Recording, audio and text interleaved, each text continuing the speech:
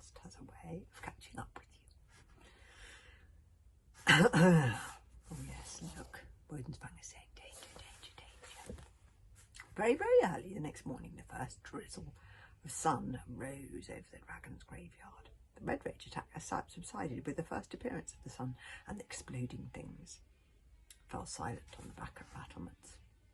But who was this picking his way in a little boat through the lingering smoke of the explosions, those great cathedrals of dragon bones where the seagulls are now shrieking? It was the hairy, scary librarian, an old enemy of Hiccup's, if we haven't seen him in a while. He was a tall, bent, sinister figure with a beard so long it was dribbling after him in the water like he was taking it for a swim, and two amber nets on long poles that he called his heart slices. The S on the librarian's forehead proclaimed that he was a slave, but he was what is known as a trusty slave, which meant that the prison guards trusted him to go out of the prison for short tasks and expeditions like this one. He was collecting up the spears and ammunition so the Wilder West warriors could use them when the rebellion attacked again tomorrow night. The hairy, scary librarian poled his way past the dismal, fresh corpse of a gigantic rhinoback.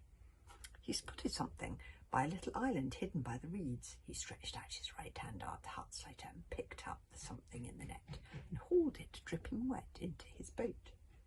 It was a helmet. The hairy, scary librarian tipped the helmet over, pouring out the water.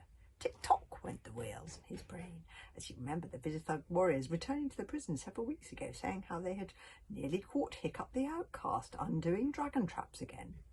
They had described Hiccup wearing this very particular helmet, one just like this one, with a rather stupid broken bloom on the top. "So-ho!" whispered the hairy, scary librarian, smiling a horrid smile. "This is Hiccup's helmet, is it? Which means," smiled the librarian, laughing weaselly to himself, "that Hiccup is somewhere in the prison, and I can tell the witch and get my own back on that horrible little Hiccup who is the reason I'm here in the first place, and get my freedom into the bargain." The librarian turned and poled his way back to prison dark cart, slaloming crazily through the corpses with all the eagerness of one who has waited long to settle an old score. Everything we do, you see, has its consequences and repercussions. Every kind act and every bad, every friend we make and every enemy. Everything is connected. There he is, with his nets. There he is. And chapter 14 is called